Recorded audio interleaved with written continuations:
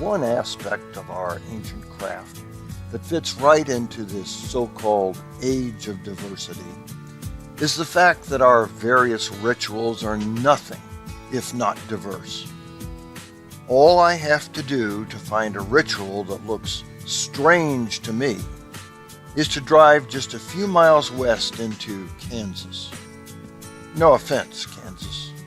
Rather than gripe about the potential for this to add any confusion among the craft, I think it's better to look at it from the point of view that, like most diversity, it makes things more interesting. That said, there's a certain ritualistic continuity here in the U.S. through which we all recognize the degree work in spite of the fact that a steward may hold his rod differently in one jurisdiction than he does in another. Years back, however, I saw a group of brothers from the United Kingdom perform a third degree. I'm still trying to wrap my brain around some of that. I found something fascinating in the emulation rite practiced in the UK and elsewhere, a new working tool. In the words of Otha Wingo, past master and fellow of the Missouri Lodge of Research, the emulation rite surprises us with three working tools for this degree: the skerrit, the pencil, and the compasses. The pencil and the compasses. I get that. The skerrit? Never heard of it. I just had to know what that was.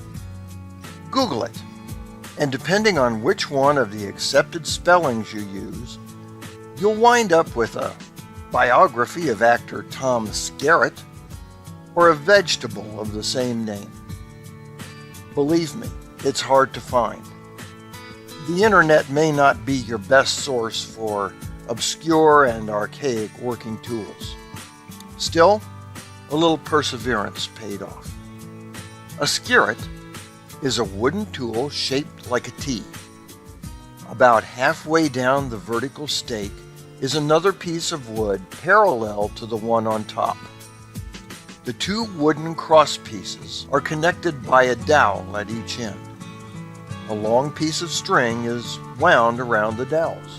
When in use, the craftsman unwinds the long piece of string from its spindle and uses it to lay out the design of the structure being built. It acts on a center pin from which a line is drawn out to mark the ground in the fashion of a chalk line. Or from the ritual, the skerrit is an implement which acts upon a center pin, whence a line is drawn to mark out ground for the foundation of the intended structure. In certain instances, with the spindle as the center, it is also handy for drawing a large circle. The skerrit's symbolism is fairly straightforward. It represents the straight, true, and undeviating conduct we must use to lay out the course of our lives in our pursuit of more light.